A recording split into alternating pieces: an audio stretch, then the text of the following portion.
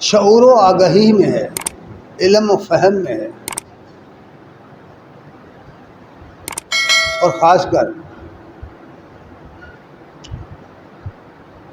اس سے وہ شخص بچ سکتا ہے جو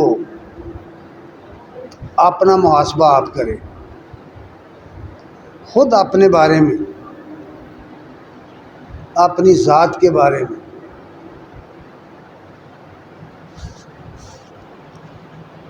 نگاہ رکھے اور دیکھے کہ میں کیا کر رہا ہوں، کیوں کر رہا ہوں، جو کچھ میں کر رہا ہوں اس کا جواز کیا ہے۔ اس طرح انسان اپنے آپ کو جب تک اپنی تنقید کا نشانہ نہ بنائے اس بیماری سے نہیں بچ سکتا۔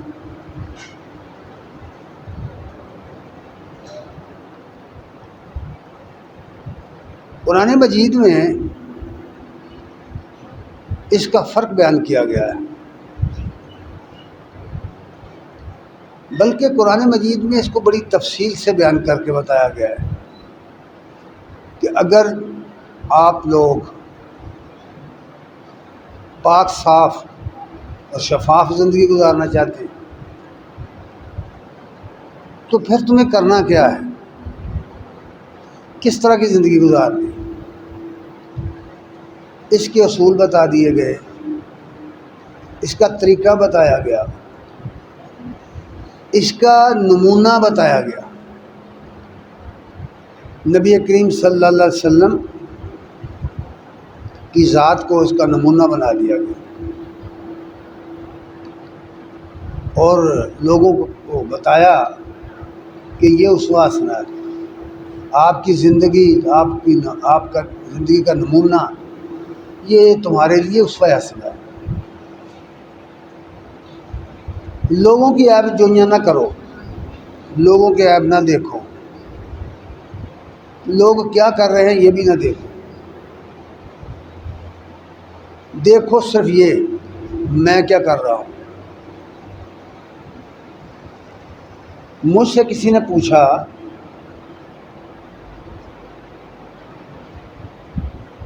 کہ قربانی کر لی ہے؟ میں نے کہا ہاں،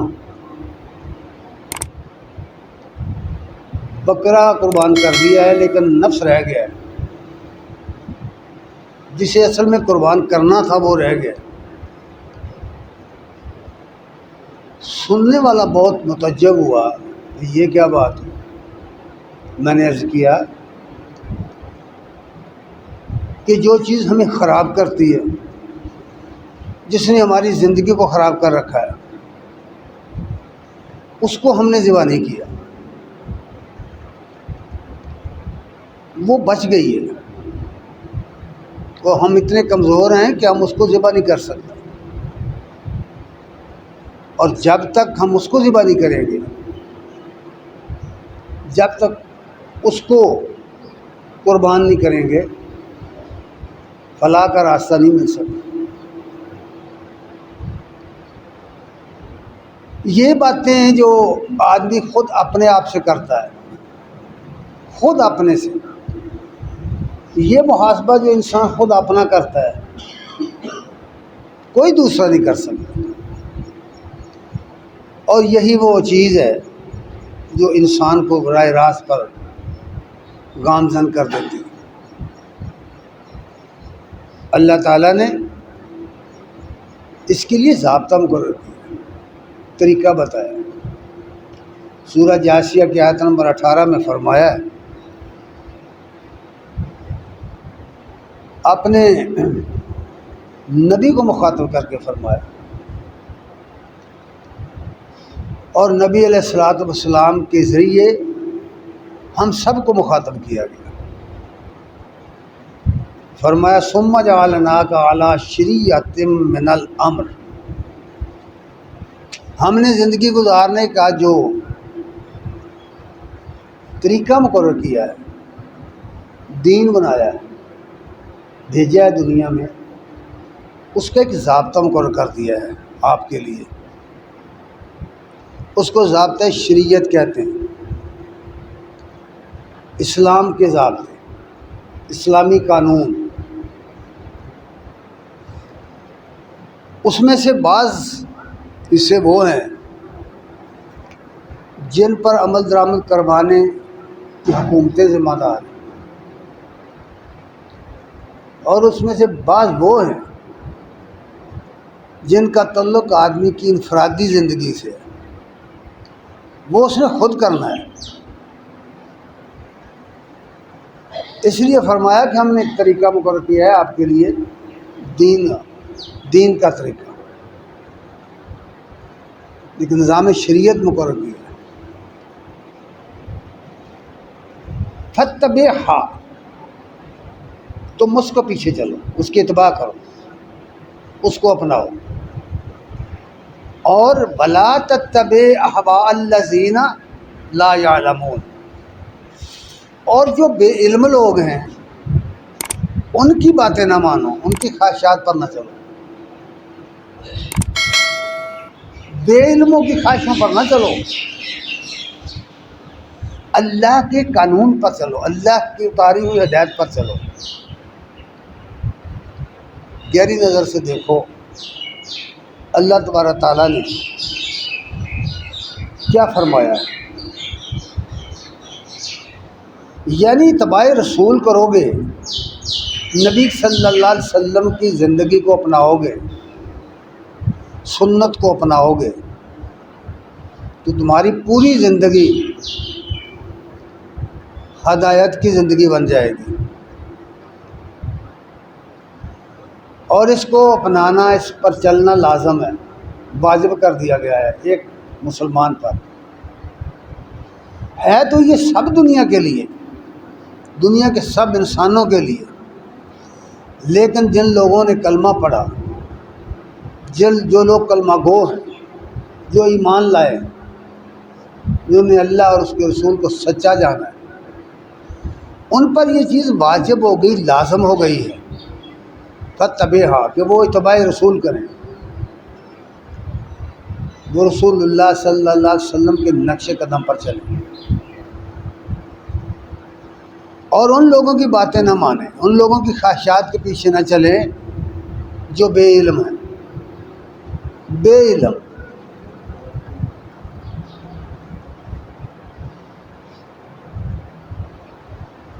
جو شمع علم از پہ پاید گداخت، کہ بے علم نہ کہاں خودآرا شناخت۔ شیخ سعدی فرماتے ہیں کہ جس طرح چراغ کے اندر بتی اپنے آپ کو جلا دیتی ہے، بتی اپنے آپ کو جلاتی ہے تب ماحول کو روشن کرتی ہے، بالکل اسی طرح جس شخص نے اپنے آپ کو علم کی آگ میں جلایا نہیں، وہ خواہش نفس سے نہیں بچ سکتا، وہ اس قابل نہیں ہے کہ اس کا اتباع کیا جائے، اور وہ اللہ کی شناخت نہیں کر سکتا۔ بے علم نہ تو خدا نہ شناخت، بے علم آدمی کو اللہ تعالیٰ کی شناخت نہیں ہو سکتی۔ اس لیے یہ بات بتائی گئی ہے کہ ذمہ داری خود تمہاری اپنی۔ اللہ تعالیٰ نے قرآن مجید میں فرمایا کہ ہم نے انسان کو نطفہ امشاج سے پیدا کیا ہے، اور اس کو سمیع و بصیر بنایا ہے، اس کو دیکھنے کے لیے آنکھیں دی ہیں، سمجھنے کے لیے سماعت دی ہے، بصیرت بھی دی، بصارت بھی دی، سماعت بھی دی۔ یہ وہ ذرائع ہیں، سننا، دیکھنا، جن سے علم حاصل ہوتا ہے، جن سے ہمیں ہمارے ماحول کا پتہ چلتا ہے۔ ہم جانتے ہیں ان چیزوں کے ذریعے، آنکھوں کے ذریعے، کانوں کے ذریعے، سن کر، دیکھ کر اپنا راستہ متعین کرتے ہیں، چیزوں کو پہچانتے ہیں۔ اور بصیرت کی نگاہ سے چیزوں کو دیکھ کر عبرت حاصل کر سکتے ہیں۔ اس لیے یہ بات کہی کہ ہم نے تمہیں سمیع و بصیر بنایا ہے، اور ساتھ ہی فرمایا سورہ دہر 3 آیت میں فرمایا اِنَّا هَدَيْنَاهُ السَّبِيلَ اِمَّا شَاكِرًا وَإِمَّا كَفُورًا۔ ہم نے تمہارے سامنے راستہ کھول کے رکھ دیا ہے، ہم نے ہدایت کی راہ بالکل واضح کر دی۔ اب جس کا تم میں سے جس کا جی چاہے وہ اللہ کا نیک بندہ بن جائے، اور جس کا جی چاہے کافر بن جائے، کوئی پابندی نہیں لگائی۔ ایسا نہیں کیا کہ ایک آدمی کفر کرنا چاہتا ہے تو اس کا ہاتھ روک دیا جائے، ایسا نہیں کیا، آزاد چھوڑ دیا۔ اِنَّا هَدَيْنَاهُ السَّبِيلَ اِمَّا شَاكِرًا وَإِمَّا كَفُورًا۔ ہم نے راستہ کھول کر تمہارے سامنے رکھ دیا ہے، تمہیں بتا دیا ہے کہ زندگی کے فلاح کا راستہ کون سا ہے۔ اب جس کا جی چاہے اس راستہ فلاح کو مان لے پر چلے، اور جس کا جی چاہے وہ اللہ کا ناشکرہ بن جائے۔ اللہ تعالیٰ نہیں پوچھتا اس دنیا میں، آخرت میں پوچھے گا۔ اس نے پوچھ گچھ کا ایک وقت مقرر کر دیا ہے، اس وقت پوچھے گا۔ اللہ تعالیٰ کو اس بات کی کوئی پریشانی نہیں ہے کہ یہ لوگ بھاگ کر کہیں نکل جائیں گے کہ جلدی گرفتار کرو ان کو، ایسا کوئی معاملہ نہیں ہے، کیونکہ انسان اللہ تعالیٰ کی بنائی ہوئی اس کائنات سے کہیں نکل کر بھاگ نہیں سکتا، کہیں نہیں جا سکتا۔ اللہ تعالیٰ نے موت و حیات کو پیدا کیا ہے، وہ جب چاہے اپنی اس مخلوق کو حکم دے اور انسان کو گرفتار کر لے، اور یہ دن رات ہم اپنی آنکھوں سے دیکھتے ہیں، یہ ہمارے مشاہدے کی بات ہے۔ دوسری جگہ یہ بھی فرمایا سورہ البلد میں آیت نمبر 10 میں فرمایا وَهَدَيْنَاهُ النَّجْدَيْنِ، ہم نے اس کے سامنے بالکل 2 نمایاں راستے رکھ دیے ہیں، ہدایت کی راہ بھی کھول دی ہے، اچھے کام کس طرح ہوتے ہیں، اور برائی کا راستہ بھی کھول دیا۔ ہر انسان جانتا ہے برائی کیا ہے، ہر انسان جانتا ہے بھلائی کیا ہے۔ اس میں کوئی ایسا شخص آپ کو نہیں ملے گا جس کو اس چیز کا علم نہ ہو، بلکہ عجیب بات یہ ہے کہ جو لوگ دوسروں پر ظلم کرتے ہیں، دوسروں کا مال مار کھاتے ہیں، دوسروں کے ساتھ زیادتی کرتے ہیں، اگر وہی کام ان کے ساتھ ہو تو وہ چیخ اٹھتے ہیں، انہیں پتہ چل جاتا ہے کہ واقعی یہ برائی ہے۔ انسان کی نفسیات کو ایسا بنایا گیا، اس لیے یہ بات فرمائی گئی ہے کہ ہدایت کی راہ اختیار کرو۔ پھر اس کی وجہ کیا ہے کہ انسان ہدایت کی راہ نہیں جاتا؟ اپنے اختیار سے خواہش نفس کی پیروی کیوں کرتا ہے؟ اس کی ایک نفسیاتی وجہ ہے کہ اگر ہم اتباع رسول کریں، اتباع شریعت کریں، تو خود بخود ہمارے اوپر پابندی لگ جاتی، پابندی لگتی ہے، خواہشیں پابند ہو جاتی ہیں، دل چاہتا ہے فلاں کام کروں، شریعت کہتی ہے یہ نہیں تھی، دل چاہتا ہے فلاں عمل کروں، سنت کہتی ہے، اللہ تعالیٰ فرماتے، اللہ کے رسول فرماتے یہ غلط ہے۔ یعنی بالکل خواہش کے خلاف جو کام ہوتے ہیں ان پر جب پیرا بٹھا دیا گیا تو پابندی لاگو ہو گئی، اور انسان کی نفسیات پابندی برداشت نہیں کرتی۔ اتباع رسول میں محکومیت ہے، اتباع رسول میں پابندی ہے، کھلی چھٹی نہیں ہے، اور ہوائے نفس میں کھلی چھٹی، کوئی پابندی نہیں۔ حلال حرام کی کوئی تمیز نہیں، کوئی پوچھنے والا نہیں، کوئی روکنے والا نہیں، جو دل میں آئے کرو، ضمیر کے خلاف کرو۔ آدمی کا ضمیر اندر سے ٹوکتا ہے اس کو کہ یہ غلط ہے، لیکن وہ اس کو تھپکی دے کر سلائے اور پھر اپنا کام کرے۔ وہ دل کی بات مان رہا ہے، عقل کی نہیں مان رہا، دل کی بات مان رہا ہے، علم کی نہیں مان رہا، وہ دل کی بات مان رہا ہے، شریعت کی نہیں مان رہا۔ اس لیے ہوائے نفس میں، خواہشات نفس میں آزادی ہے، اتباع رسول میں پابندی ہے۔ اب جو شخص بذات خود اپنی ذات پر پابندی لگائے وہ مسلمان، اس نے کلمہ پڑھا ہے، اس کا عہد کیا ہے، کلمہ پڑھ کے اس نے عہد کیا ہے کہ میں پابندی کروں گا۔ بہت باریک بات ہے جو بات میں نے آپ سے عرض کی۔ لیکن جب ہم دل کی بات مانتے ہیں تو کوئی نہ کوئی پردہ ڈالتے ہیں اس کے اوپر، اس عمل پر پردہ ڈال کر ہم وہ اپنی خواہش کو پورا کر لیتے ہیں۔ نبی کریم صلی اللہ علیہ وسلم نے فرمایا، جب آپ سے پوچھا گیا برائی کیا ہے، فرمایا جو چیز تیرے دل میں کھٹکے اور تو یہ سمجھے کہ کوئی دوسرا نہ دیکھ لے، وہ برائی۔ جو چیز تو چھپا کے کر رہا ہے اور تو چاہتا ہے کہ کوئی دوسرا نہ دیکھے اس کو اور دل میں کھٹکے، وہ برائی ہے۔ یعنی تیرا مفتی تیرے اندر بیٹھا ہے، باہر نہیں ہے۔ مسئلے باہر سے نہ پوچھو، اندر سے پوچھو، اپنے من سے پوچھو، یہ ہے بات کہی گئی۔ لیکن ہم لوگ اپنی خواہش نفس کی وجہ سے ایک ایسا رویہ اختیار کر لیتے ہیں کہ باغباں بھی خوش رہے، راضی رہے صیاد بھی۔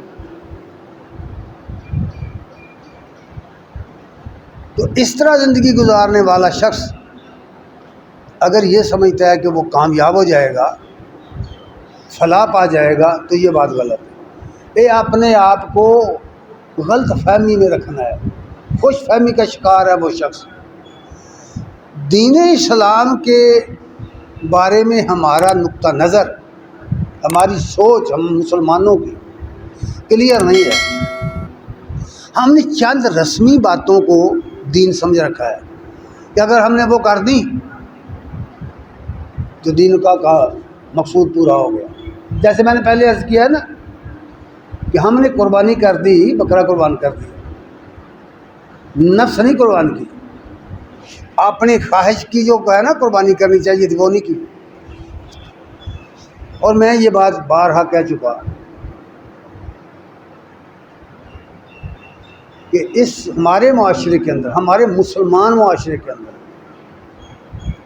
95% سے زیادہ لوگ فرائض ادا نہیں کرتے، فرائض کے پابند نہیں ہیں، ارکان اسلام ادا نہیں کرتے، صاحب نصاب ہیں زکوٰۃ نہیں دیتے، قربانی کرتے، صاحب نصاب ہیں زکوٰۃ نہیں دیتے، قربانی کرتے، صاحب نصاب ہیں زکوٰۃ نہیں دیتے، دیگ پکا کے تقسیم کرتے ہیں۔ ہمارے معاشرے میں اکثریت ایسی ہے، سب سے اہم فرض کلمہ پڑھنے کے بعد، توحید اور رسالت کو مان لینے کے بعد سب سے پہلا فرض نماز ادا کرنا، نماز پنجگانہ۔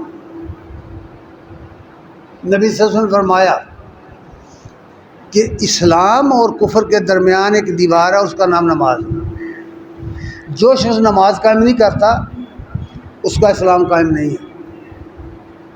حدیث کا مطالعہ کر کے دیکھ لو۔ لیکن ہماری اکثریت اس فرض کو ادا نہیں کرتی، قربانی کرتی۔ کبھی تم نے غور کیا اس بات پر؟ کبھی سوچا ہے کہ یہ کیا ہے؟ قرآن مجید میں صاف کہہ دیا کہ قربانی اللہ نہیں قبول کرتا، نہیں قبول کرتا۔ پرہیزگاروں کی کرتا ہے، متقی کی کرتا ہے۔ اور متقی کے صفات بیان کرتے ہوئے فرمایا کہ یہ فلاں فلاں صفات ہیں۔ سورہ البقرہ کا پہلا رکوع پڑھ لیں، بالکل کلیئر کٹ بیان کیا گیا ہے۔ اسی طریقے سے دیگر بہت ساری باتیں۔ تو اس لیے یہ سید حاصل ہے۔ جو لوگ فرائض ادا نہیں کرتے وہ نفل ادا کر رہے ہیں، جو لوگ فرض ادا نہیں کرتے وہ سنت ادا کر رہے ہیں۔ انہیں نہیں پتہ کہ فرض کا اصل درجہ ہے، تقرب الہی فرض ادا کرنے سے ملتا ہے، اللہ کا قرب فرائض کی ادائیگی سے ملتا ہے۔ شریعت نے جس طرح 5 اعمال مقرر کی ہیں، اس طرح 5 ارکان اسلام مقرر کی ہیں۔ 5 ارکان اسلام پر عمل لازم ٹھہرا دیا گیا ہے۔ جو شخص ان کو کرے گا، اگر اس کی زندگی میں کمزوریاں ہوئیں، بشری کمزوریاں، گناہ ہوئے، پھر بھی اللہ معاف کر دے، اس کا وعدہ ہے۔ اور یہ سب کچھ ہم کیوں کرتے ہیں؟ کہ وہی خواہش نفس کی وجہ سے ہم اس لیے بکرا لے کے آئے ہیں کہ اگر ہم نے قربانی نہ کی تو لوگوں کی طرف دیکھتے رہیں گے، گوشت کب آئے گا، پھر کب کھائیں گے۔ لوگ کہیں گے کہ انہوں نے قربانی نہیں کی۔ خدائے بزرگ و برتر کے لیے قربانی کی ضرورت ہے بھائی۔ اور یہ سب کچھ ہم نے اس لیے کیا کہ اس کے پیچھے، اس کے اندرون میں، اس کی بیک پر خواہش نفس ہے، اور وہ اندر سے بیماری لگی ہوئی ہے۔ نبی کریم صلی اللہ علیہ وسلم کی ایک حدیث نقل کی ہے امام ابو داؤد رحمۃ اللہ علیہ نے اپنی سنن میں۔ رسول اللہ صلی اللہ علیہ وسلم نے فرمایا وَأَنَّهُ سَيَخْرُجُ فِي أُمَّتِي أَقْوَامٌ تَتَجَارَى بِهِمْ تِلْكَ الْأَهْوَاءُ، میری امت کے اندر کچھ لوگ پیدا ہوں گے، اقوام پیدا ہوں گی، جمع کا صیغہ استعمال کریں، بہت لوگ پیدا ہوں گے کہ ان کے بدنوں کے اندر خواہشات ایسے سرایت کر جائیں گی کما یتجار الکلب بصاحبہ لا یبقى منہ ارکم و لا مسل الا دخلہ، ایسے اس کے جسم کے اندر، ان کے جسم کے اندر خواہشات ایسے داخل ہو جائیں گی جیسے بولے کتے کے اندر اس کے جراثیم، بولا پن کے جراثیم داخل ہو جاتے ہیں، اور اس کی کوئی رگ، فرمایا لا یبقى منہ عرق، اس کے خون کا کوئی قطرہ، اس کی کوئی رگ، بلا اصل کوئی اس کی رگ ایسی نہ ہوگی جو اس زہر سے متاثر نہ ہو جائے۔ ہر رگ کے اندر، خون کے ہر قطرے کے اندر وہ زہر داخل ہو جائے گا۔ فرمایا اس طرح کے لوگ آئیں گے میری امت کے اندر کہ وہ خواہشات کے پجاری ہوں گے، خواہشات ان کے اوپر اس طرح قبضہ کر لیں گی، کوئی مانے یا نہ مانے میرے بھائی۔